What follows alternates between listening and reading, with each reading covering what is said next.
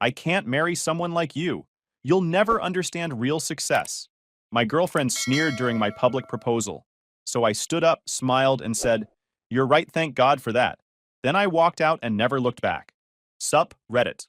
My girlfriend rejected my proposal in front of a packed restaurant, called me a loser, and said I'd never understand what success means. I stood up, agreed with her, and walked out. 5 months later, she's begging to come back while I'm building an empire and engaged to someone who actually respects what I do. Here's how it went down. I'm Blake, 29 male, been working as a licensed electrician for 8 years now. Started right out of high school as an apprentice. Worked under some old school guys who taught me everything from reading blueprints to running three-phase power in commercial buildings. Those first years were brutal. Crawling through attics in 110-degree heat, pulling wire until my hands bled, studying electrical code books every night while my friends were out partying. But I loved it. There's something deeply satisfying about understanding how power moves through a building, how to safely deliver electricity to every outlet and light fixture. It's like solving a massive puzzle where the stakes are people's safety and comfort. Put in the hours, passed my journeyman exam on the first try, then studied for another 2 years for my master electrician license. That test was no joke. 4 hours of complex calculations, code interpretations, and system design. Pass rate is something like 40%. I passed with flying colors. Now I run my own jobs and handle major contracts for one of the bigger electrical firms in our region. Commercial buildings mostly. Medical offices, retail spaces, restaurants, office complexes. The kind of work where you're coordinating with general contractors, architects, building inspectors, and dealing with systems that power entire operations. It's honest work, the kind where you come home tired but satisfied, knowing you solved real problems with your hands and your brain. There's nothing quite like the feeling of troubleshooting a complex electrical issue, systematically testing circuits, reading schematics, following the logic until you find the problem and fix it. Every building I wire, every panel I install, every system I troubleshoot becomes safer and more efficient because of my work. Commercial jobs pay well, way better than most people think. Last year I cleared 6 figures when you factor in overtime and side work. Base pay is solid, but the real money comes from emergency calls, weekend jobs, and specialized work that requires a master's license. I charge $120 an hour for side work, and I stay busy. People will pay for quality when their building's electrical system is on the line. Not bad for a guy who supposedly doesn't understand success. I live in a decent 2-bedroom apartment I've had for 3 years. Nothing fancy, but it's mine. Clean, organized, comfortable. The second bedroom I converted into a home office where I handle paperwork, study code updates, and plan jobs. Paid off my truck, a 2019 Ford F-150, 2 years ago. That truck is my mobile office, loaded with tools and equipment. Got about $40,000 in savings and investments. Zero debt except a mortgage. I'm planning to take on for a small house I've been eyeing in a quiet neighborhood outside the city. 3 bedrooms, 2-car garage I could convert into a workshop, decent yard. Been watching the market, waiting for the right moment. My dad drilled financial responsibility into my head from day one. After watching his brother get destroyed in a divorce back in the 90s, Uncle Kevin lost his house, half his retirement, even had to sell his business to pay the settlement. Watching that train wreck taught my dad valuable lessons he passed on to me. Build your safety net first, everything else second. That advice stuck. I max out my Roth IRA every year, contribute to a 401k, keep 6 months of expenses in the emergency fund. Financial security isn't exciting, but it lets you sleep at night. And it means when life throws curveballs, like a girlfriend publicly humiliating you, you're not financially trapped in a bad situation. The job itself is satisfying in ways office work never could be. There's something rewarding about troubleshooting a complex electrical issue, figuring out the puzzle, and making things work. Every building I wire becomes safer and more efficient because of my work. Commercial jobs pay well, way better than most people think. Last year I cleared 6 figures when you factor in overtime and side work.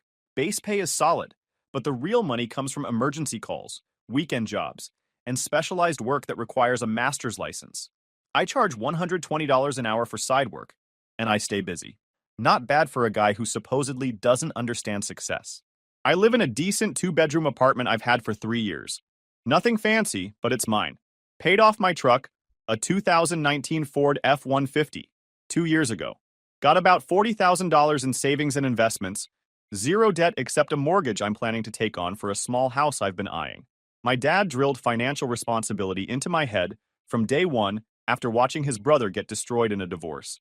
Uncle Kevin lost his house, retirement, even his business. Watching that taught my dad lessons he passed on to me. Build your safety net first, everything else second. That advice stuck. I max out my Roth IRA every year, contribute to a 401k, keep 6 months of expenses in emergency savings. Financial security isn't exciting, but it lets you sleep at night. And when life throws curveballs, like a girlfriend publicly humiliating you, you're not financially trapped in a bad situation. Last month, I rewired an entire medical office building. 220 circuits, backup generators, specialized imaging equipment, the whole setup. The project took 6 weeks of careful planning. The administrator sent me an email afterward that I printed and kept. Blake, your attention to detail exceeded expectations. You'll be our first call for any future needs. Client referred me to 3 other medical facilities. That's how you build a reputation. Quality work, professional attitude, treating every job like it matters. Because it does. One mistake with electrical work can mean fire, injury, or death. I take that responsibility seriously.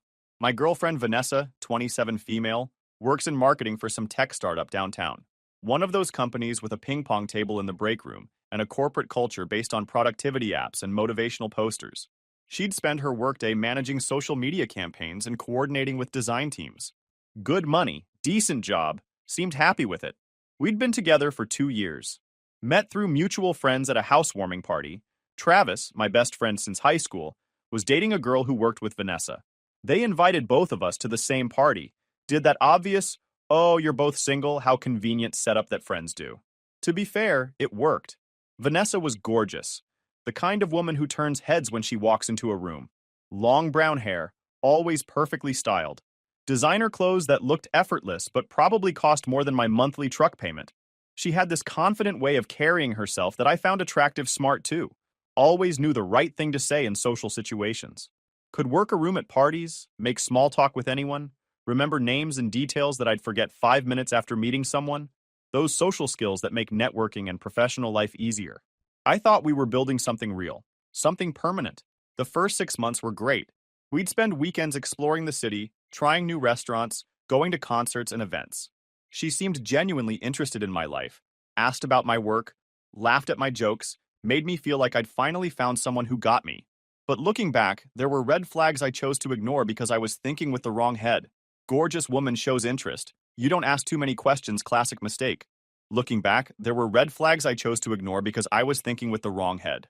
Her friends always seemed confused when she mentioned my job, like they couldn't compute why someone like her was dating a tradesman. At parties, they'd ask what I did, and when I said electrician, I'd get this forced smile and immediate subject change, oh, interesting.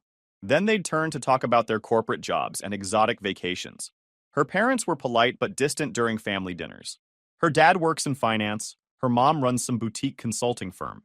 They'd ask about my career plans, with this tone that suggested electrician wasn't really a career at all, just a temporary stop on the way to something more respectable.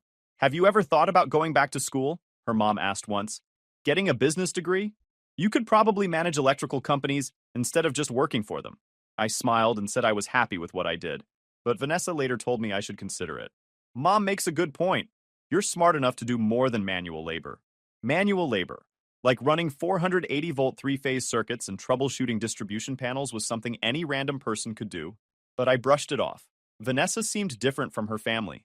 Down to earth, funny, someone who laughed at my jokes and didn't seem bothered by my calloused hands. I was wrong. Dead wrong. Last month, I started planning the proposal. Been saving for months. Picked up extra weekend jobs, worked overtime whenever I could, put together about $8,000 for a ring.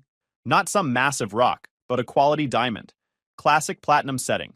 The kind that says I'm serious about our future. Spent weeks researching, visiting jewelers, learning about cuts and settings. The jeweler I worked with, Frank, showed me 3 options in my price range. I picked a round, brilliant cut with a halo setting, elegant without being ostentatious. Frank threw in a lifetime warranty and free sizing. You're doing this right, son, he said. The woman who says yes to this is lucky. Turns out she didn't say yes. I planned it for a Saturday night at Meridian, this upscale place downtown Vanessa had mentioned, wanting to try multiple times, made reservations 3 weeks in advance for their best table by the window. Told her we were celebrating her recent promotion, senior marketing specialist, new title and small raise that she'd been talking about nonstop. She was excited all week. Bought a new designer dress. got her hair done at that expensive salon, posted Instagram stories about date night with my favorite person. I was nervous in that good way, the kind where you know you're about to change your life for what you think will be better. Checked the ring box about 17 times that day, practiced my speech while driving to work. The evening started perfectly. I picked her up at 7 p.m., complimented her appearance. She looked stunning in that dark blue dress. We got seated at our window table with a perfect view of the city lights. The conversation flowed easily. Work stories, vacation ideas, comfortable topics. Couples discussed. Vanessa talked about her promotion. I mentioned the medical building project and the referrals it was generating. Everything was going according to plan. Too perfectly. That should have been my first warning. About halfway through dinner, I noticed some familiar faces across the restaurant. Vanessa's work colleagues. They spotted us and came over to say hello. I'd met them before at company events. Christine, her manager, plus a few others whose names I barely remembered. Vanessa! What a coincidence! Christine air-kissed both of Vanessa's cheeks like they were at some European film festival. Then she looked at me with that forced recognition. Blake, right? Remind me what you do again? I'm an electrician, mostly commercial work, offices, medical buildings, that kind of thing. Oh, how practical. The way she said practical sounded like she'd swallowed something unpleasant. Are you planning to go back to school? Get a degree? Nope. I've got my master electrician license. That's the highest certification in my field. Awkward silence. Christine clearly didn't know what a master electrician license was, or why it mattered. She smiled that smile people give when they're trying to be polite, but don't actually care. The conversation continued around me. They talked about their upcoming team retreat to some resort in Cancun, about networking events and industry conferences, about people and companies I'd never heard of. Every attempt I made to contribute to the conversation was met with polite nods before they redirected to topics I couldn't engage with. We're doing this wine tasting event next month, one of them said to Vanessa. You should totally come. Bring Blake if he's interested. The way she said my name, like it was a question mark, like she wasn't sure someone like me would even know what wine tasting was. Vanessa gave this uncomfortable laugh and said, maybe. We'll see how our schedules work out. Translation. No way was she bringing me to their fancy wine event. I noticed Vanessa's body language shifting. She kept steering conversations away from me, laughing extra hard at their inside jokes, generally acting like she wanted to minimize my presence. The woman I thought I knew was disappearing, replaced by someone desperate to fit into their world. After they finally left, 15 minutes that felt like an hour, I tried to shake off the weird feeling. This was supposed to be our night, our moment. I waited until dessert arrived. Chocolate something, plated like modern art. The restaurant was pretty full. Couples on dates, a birthday party in the corner, the usual Saturday night crowd. I stood up, moved to Vanessa's side of the table, and got down on one knee. The restaurant noise dimmed. Conversations paused. That ripple effect that happens when people realize a proposal is happening. I pulled out the ring box, opened it, and started the speech I'd been practicing in my truck during lunch breaks for 3 weeks. Vanessa, these past 2 years have been the best of my life. You make me laugh, you challenge me, and I can't imagine my future without you in it. Will you marry me? The nearby tables were watching with those expectant smiles. A woman at the next table had her phone out, probably ready to capture the moment for her own social media. That's when I saw Vanessa's face. She wasn't crying happy tears. She wasn't surprised or emotional. She looked horrified, like I'd just done something deeply inappropriate and embarrassing. Blake, what are you doing? She whispered urgently, eyes darting around at the watching crowd. I'm proposing I love you. Get up. Please, just get up. Her voice was tight, desperate. I stayed kneeling, confused. The ring box was still open, the diamond catching the restaurant lighting around us. People were starting to sense something was wrong. The smiles were fading. What's wrong? I asked quietly. That's when she said it, loud enough that the tables around us could definitely hear. I can't marry someone like you. You'll never understand what real success is. The words landed like a physical hit. I felt my face burn. Not just embarrassment, but the deeper shame of realizing the person you love sees you as fundamentally beneath them. The restaurant went dead silent. That horrible, thick silence, where everyone's pretending not to stare while absolutely staring. I could feel dozens of eyes on us. Phones were probably recording. This moment was about to become someone's viral content. I stood up slowly, closed the ring box and put it back in my pocket. Looked at Vanessa, who was now avoiding my eyes, face flushed with what I realized wasn't embarrassment for me. It was embarrassment for herself, for being seen with me. You're absolutely right, I said. voice steady despite the chaos in my chest. I don't understand your version of success, and you're absolutely right that I'm beneath your level. I pulled out my card, left it on the table with enough cash to cover the entire meal, plus a generous tip for the server who'd have to deal with this awkwardness. Thank God for that, I added, and walked out. Didn't wait for a response, didn't make a scene, didn't argue or beg. Just walked through that silent restaurant, out the door, and into the parking lot. I sat in my truck for about 5 minutes, hands shaking, trying to process what had just happened. 3 months of overtime, $8,000, 2 years of my life, all reduced to, I can't marry someone like you, in front of a room full of strangers. My phone started buzzing before I even left the parking lot, Vanessa. I declined the call, started the truck, and drove home. The next few days were rough. I went to work, came home, and tried to make sense of what happened. Vanessa was calling and texting constantly. The messages evolved from apologetic to defensive to angry. First text, Saturday night. Blake, I'm so sorry. I panicked. That wasn't how I wanted things to go. Please call me. Sunday morning. We need to talk about this like adults. You can't just ignore me. Sunday afternoon. I was overwhelmed by the public proposal. You should have asked me privately. You know I don't like being the center of attention. Right. The girl who posts Instagram stories 3 times a day doesn't like attention. Sure. Monday. You're being immature. What happened to communication? I thought we were better than this. I didn't respond to any of it. What was there to say? She'd made her position crystal clear in front of dozens of witnesses. Tuesday morning, she showed up at my apartment. I almost didn't answer, but figured we needed to have an actual conversation to close this chapter. She looked like she'd been crying hair in a messy bun, wearing sweats instead of her usual polished outfits. Mascara smudged under her eyes in that calculated way that's supposed to look authentic. Blake, please, can we talk? I let her in. We sat in my living room, same couch where we'd spent countless evenings watching shows and planning futures that were never going to happen. I'm so sorry about Saturday, she started. I panicked. I wasn't ready for a public proposal. I said things I didn't mean. Which part didn't you mean? I asked, keeping my voice neutral. The part about me not understanding success? Or the part about not being able to marry someone like me? She looked down at her hands. I was overwhelmed. You have to understand. My friends and family have certain expectations about who I end up with. What kind of expectations? She couldn't give me a straight answer. Kept talking around it. Social compatibility. Similar backgrounds. Shared life trajectories. Corporate word salad that meant absolutely nothing and everything at the same time. Never once did she say my job didn't matter to her. Because it absolutely did matter. It mattered more than anything else about me. Vanessa, be honest. If I was a lawyer or a doctor or worked in tech like your friends, would you have said yes? Long pause. Too long. That's not fair. You're simplifying something complex. Actually, I'm clarifying something you made very simple on Saturday night. She tried a different angle. Maybe we could take some time, work on ourselves, figure out what we both want. Translation. Maybe you could get a different job that I'm not embarrassed about. I think we both know what we want, I said. And it's not each other. You want someone who fits into your world. I want someone who respects mine. Those are incompatible goals. She started crying. Real tears this time, not the calculated kind. So that's it? 2 years and you're just giving up?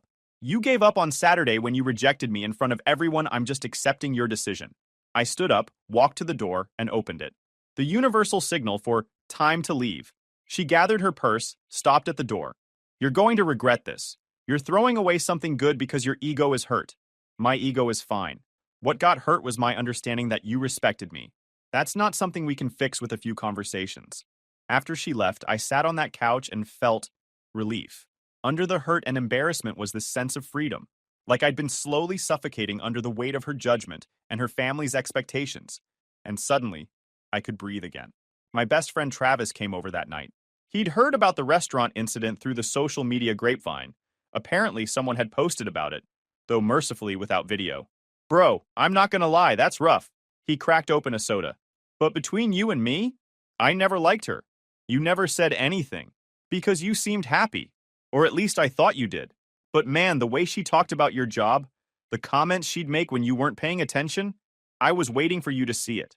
He pulled up his phone, showed me a post from one of Vanessa's friends, a vague book about people who don't understand their place, and embarrassing moments in relationships. The comments were full of sympathy for Vanessa, treating her like the victim of my inappropriate public proposal. They're spinning it like you ambushed her, Travis said. Like you forced her into a situation where she had to reject you publicly. I shrugged. Let them. People who know me know better. You gonna keep the ring? I hadn't thought about it. The ring was sitting in my dresser drawer, $8,000 of overtime, and hope packed into a small velvet box. I'll figure something out, sell it maybe. Recoup some of the cost. Or save it, find someone who deserves it. The next few weeks, I threw myself into work. Picked up every extra job I could, stayed late troubleshooting problems, worked weekends on side projects. The physical exhaustion helped. When you're pulling wire through conduit or programming panels for 12 hours straight, you don't have energy left to think about failed relationships. My boss noticed the change in my schedule. Blake, you trying to buy a house or something? You've worked every weekend this month. Just staying busy. He nodded like he understood. Woman trouble? Something like that. Best cure for woman trouble is work and time. You're handling one.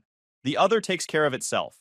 One Saturday, I got called out to this historic Victorian house that needed a complete rewire. The owners were this retired couple who'd bought it as a restoration project. The place was beautiful. Original hardwood, ornate molding, the kind of craftsmanship you don't see anymore. The electrical system was terrifying. Knob and tube wiring from the 1920s, junction boxes held together with hope and dry-rotted insulation, a panel that probably violated 15 different codes. It was going to be a massive job. How much is this going to cost? The wife asked nervously. I did the math, gave them an honest estimate. They didn't flinch. You came highly recommended.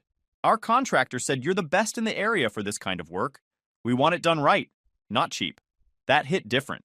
These people, who I'd just met, had more respect for my expertise than my girlfriend of 2 years had ever shown. I spent the next month rewiring that house. It was intricate, challenging work. The old wiring had to be carefully removed without damaging the historic plaster. New circuits had to be run through walls without cutting into original woodwork. Every outlet, every switch, every junction box had to meet modern codes while maintaining the home's period aesthetic. The couple treated me like a professional, not a servant. Offered me fresh coffee every morning, asked thoughtful questions about the work. When I explained why certain things had to be done certain ways, they listened and thanked me for caring about their house. You know, the husband said one afternoon while I was installing a new panel, I worked in finance for 40 years. Made good money, respected career, all that. But I couldn't do what you're doing if my life depended on it. There's something to be said for having real skills. Those words meant more than he probably realized. For 2 years, I'd been absorbing Vanessa's quiet criticism, starting to see my work through her eyes as something lesser. But this man saw it as valuable expertise worth respecting. The Victorian house project led to referrals. The couple recommended me to friends who owned similar historic properties. Those jobs led to other high-end residential work. Turns out there's a significant market for electricians who give a damn about quality. I hired 2 apprentices to help with the workload young guys eager to learn. Teaching them reminded me why I loved this work. The problem solving, the precision, the satisfaction of making systems work correctly. My bank account was growing. Not just from the extra work, but from not spending money trying to impress someone who'd never be impressed enough. About 6 weeks after the restaurant disaster, Travis dragged me to his cousin's wedding. I almost didn't go. Still felt raw about the whole proposal thing, but he insisted I needed to get out, see other humans, remember that life existed beyond work. Plus, open bar, he said. And my cousin's bride has like 6 single bridesmaids. The wedding was nice. Small ceremony, big reception, the kind of casual but nice event where people actually seemed happy instead of performing happiness for social media. That's where I met Emma. She was a friend of the bride, sitting at the table next to ours during dinner. We ended up in the same conversation group, talking about work and life and everything except what we thought the other person wanted to hear. So what do you do? She asked when it came around to me. Here's where I used to feel Vanessa's judgment kicking in. The need to qualify it, explain it, apologize for it. Not this time.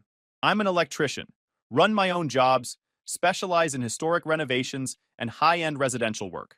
That's awesome, Emma said, and I could tell she meant it. My dad was an electrician. Some of my best childhood memories are him letting me help with small jobs, teaching me how circuits work. I can still wire a basic outlet if I have to. No suggestions about going back to school. No hints about career advancement. Just genuine interest and respect for what I do. We talked for hours. About work. She's a nurse practitioner at the Children's Hospital, saves kids' lives for a living. About hobbies.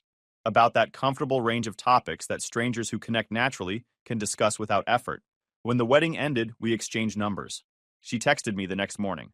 Thanks for the great conversation last night. Would love to continue it over coffee sometime if you're interested.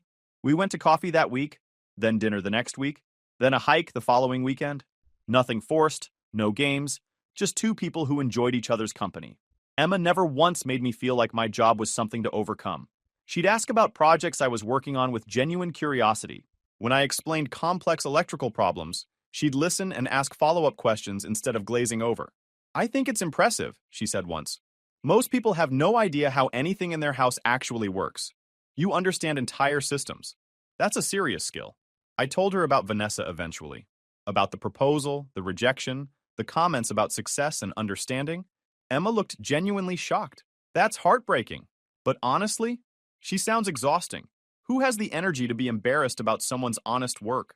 Her whole family did. It was like I was this temporary situation she was trying to upgrade from. Then you dodged something worse than a bad marriage. You dodged a lifetime of feeling like you weren't enough. That's when I knew Emma was different. Not just understanding, but fundamentally seeing the world through a lens where people's value wasn't determined by their job title or income bracket. 3 months after meeting Emma, I won a major commercial contract. A medical complex was expanding, needed someone to handle the entire electrical system for their new wing 2 floors, specialized equipment, backup generators, the whole setup. The kind of contract that could transform my side business into a real company. I hired more apprentices, rented a small office space to handle the paperwork and logistics, started the process of transitioning from electrician who works for himself to guy who runs an electrical contracting company. The work was intense but satisfying. Every day I was solving problems, building something tangible, seeing my business grow.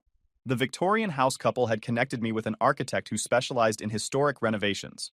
Now we were partnering on projects, building a reputation for quality work. Vanessa texted again around this time. I heard about your new contract. Congrats. That's really impressive. I didn't respond. She texted again the next day. I've been thinking about us a lot lately. About what we had. I miss it. I miss you. Still didn't respond. Third day. I made mistakes, I see that now. I was shallow and materialistic, and I let my family's expectations matter more than what we had together. If you'd be willing to talk, I'd like to explain. I finally responded. Not because I wanted her back, but because I wanted closure. Vanessa, I appreciate the message, but we both know you miss the idea of me more than you miss actual me. You miss having a stable guy who treated you well. You don't miss the electrician with the calloused hands whose job embarrassed you. I hope you find what you're looking for, but it's not going to be with me. Then I deleted her number. For real this time. Emma and I had been dating for about 5 months when things got serious. She'd met my family. My parents loved her. I'd met hers. Her dad, the retired electrician, spent 2 hours showing me his old tool collection and asking about modern electrical codes. Her mom was warm and welcoming, treating me like someone worth knowing instead of someone being evaluated. One night we were at her apartment, cooking dinner together, just a regular weeknight. She was chopping vegetables while I handled the chicken. The kind of comfortable, mundane moment that's actually what real relationships are built on.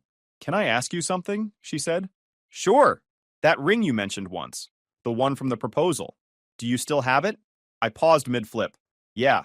It's in my dresser drawer. Haven't really figured out what to do with it. Would you ever use it again? Or is it too tied to that memory? I thought about it. The ring itself wasn't the problem. It was a symbol of commitment and future planning. The failure wasn't the ring's fault. I could use it again with the right person.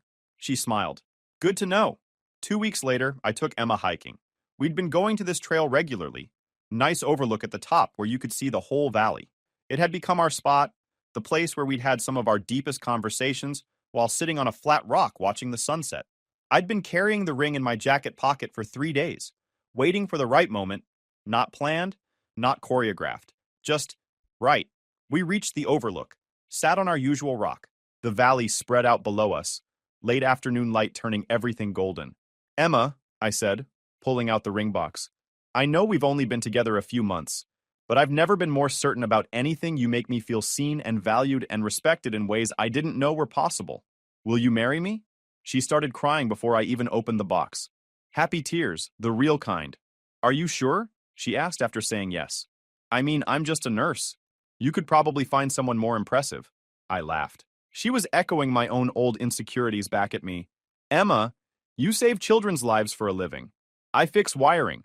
Who exactly is supposed to be impressed by whom? The ring fit perfectly. Same ring, completely different meaning. This time, it wasn't a symbol of trying to prove something. It was a symbol of two people who'd found each other and recognized something real. We're planning the wedding for next spring. Nothing fancy.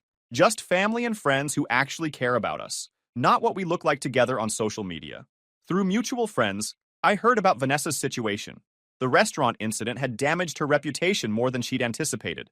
Turns out publicly humiliating someone during a proposal makes people question your character. Who knew? She'd left her job. Details were unclear. But Riley, a mutual friend, hinted it had something to do with professional conduct issues. She was dating someone new, some finance guy who apparently checked all her boxes on paper. Riley said he was condescending to waitstaff and treated service workers like furniture. Perfect match, Riley said with obvious sarcasm. They can be snobs together. I didn't take any satisfaction in her struggles. Mostly I felt sorry for her. She's so worried about appearances that she can't enjoy what's actually real. The restaurant where everything went down closed last month. Emma and I drove past the empty building, and she asked if I felt any nostalgia. Only gratitude, I told her. That moment, humiliating as it was, redirected me towards something infinitely better. The business is thriving beyond anything I imagined when I first got my master's license. The medical complex project led to more commercial work, 2 more medical facilities, an urgent care center, a dental practice that's expanding to 3 locations. Word of mouth in the healthcare industry moves fast when you do quality work. I'm currently bidding on a major solar installation contract that could expand the company into renewable energy systems. Commercial solar is the future, and electricians with the right training and certifications can make serious money in that sector. I've been studying solar design and installation during evenings, building the knowledge base to bid these projects confidently. The apprentices I hired are developing into solid electricians who I trust to handle jobs without constant supervision. Training them has reminded me why I love this work. Passing on knowledge, watching someone struggle with a complex problem, and then have that aha moment when it clicks. That's satisfying in ways a bigger paycheck could never be. I'm looking at expanding the business further next year.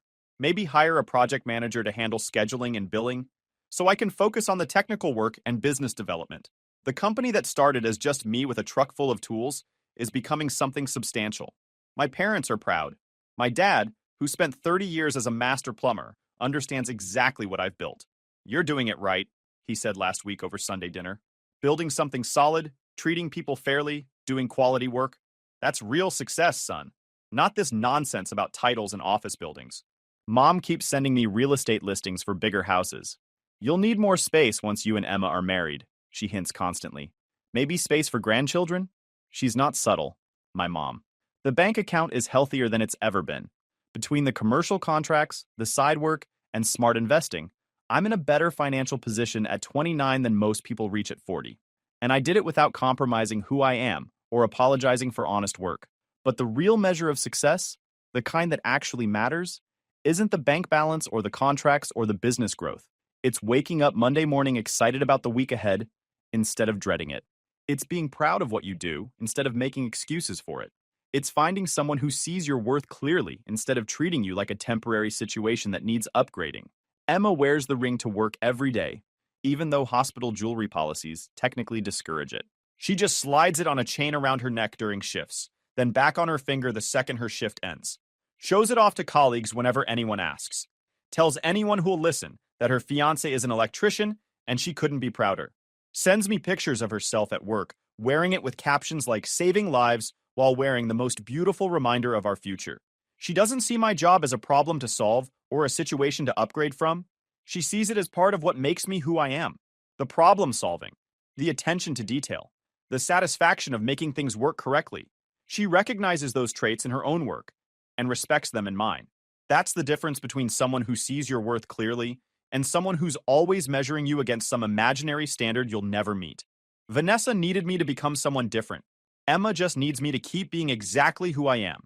Last week, I ran into Christine, Vanessa's old manager from that tech startup, at a coffee shop downtown. She didn't recognize me at first. I've been hitting the gym more regularly, got a haircut, generally look more confident than the guy who used to show up at company events feeling like he didn't quite belong. Then, she did a double take when I was leaving. Blake, wow, you look Different, more confident or something. Life's good, I said simply, not elaborating. No need to give her my life story. I heard you're doing really well. That electrical company everyone's talking about. That's yours? Word travels fast in this city. The medical complex project had gotten attention in local business circles. An article in the Business Journal had featured our company as an example of skilled trades businesses adapting to meet modern demands. Yeah, business is solid. Staying busy. She got this weird look on her face. Regret? Embarrassment? Hard to say. I owe you an apology. The way I treated you at that restaurant, the way we all did, it was wrong. Classist, really. Vanessa told us you were just temporary, that she was planning to… Well, anyway, I'm sorry. The revelation that Vanessa had explicitly told her friends I was temporary should have stung more than it did. But honestly, it just confirmed what I'd already figured out: I was never going to be good enough in her eyes, because my worth was tied to my job title, and that title would never be impressive enough for her social circle. Thanks, I said, appreciating the apology, even if it came about 2 years too late. But honestly, it worked out for the best.